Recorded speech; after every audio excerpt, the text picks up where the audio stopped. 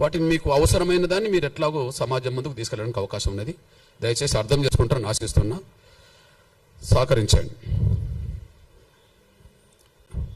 దేశంలో ఉన్నబడే దళితులు క్రైస్తవ మతం పుచ్చుకుంటే వాళ్ళ ఎస్సీ హోదా రద్దే అని సుప్రీంకోర్టు ఇచ్చిన తీర్పును, ఆ తీర్పుపై మేము తీవ్రంగా ఖండిస్తున్నాం. ఎంఆర్పిఎస్ పరంగా అందుకు బలమైన నిరసన కూడా మేము తెలియజేస్తాం. క్రైస్తవ మతంలోకి దళితులు మారితే వాళ్ళ ఎస్సీ హోదా రద్దు అనే తీర్పును మేము ఖండిస్తున్నాం. దానిపై బలమైన నిరసన కూడా వ్యక్తం చేస్తాం. ఈ సుప్రీంకోర్టు ఇలాంటి తీర్పు ఇవ్వడం వెనుక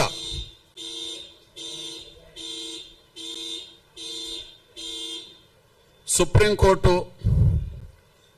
ఇలాంటి తీర్పు